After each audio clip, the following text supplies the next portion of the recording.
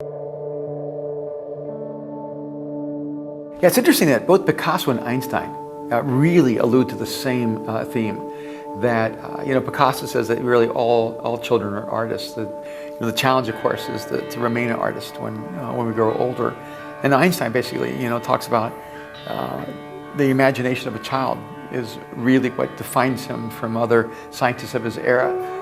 Not that he was necessarily even smarter or better at the facts or the data or the details, but that he just never lost his childlike imagination. I think there's a window of insight here, and even Jesus saying that unless you come like a child, you cannot enter my kingdom.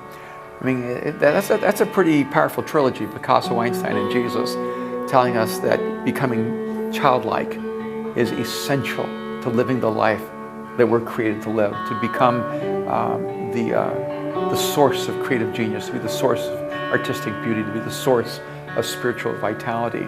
All three of them tell us that there's a key to being childlike. And I think a part of remaining childlike but not being childish, because there's a difference, the key to being childlike is to never lose your curiosity, to always have an insatiable appetite for learning, to never see yourself as having arrived, to always growing, to remain an amateur and not to be a professional.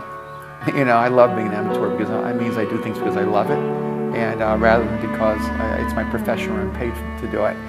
I think that this insatiable curiosity is really at the center of it, but it's also embracing an idealism that believes that there is a solution to every problem, that there's something else to be discovered, and that pioneering, exploratory, discovering spirit that is in a child. The surprise of discovering your toes and wanting to know everything about what they are, and the exhilaration of running for the first time, the joy of experiencing things firsthand, and even the pain of touching the iron because you didn't understand what it meant that it was hot.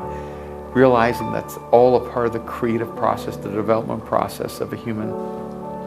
I think that's a part of it, is keeping that childlike spirit into the very last days of our lives.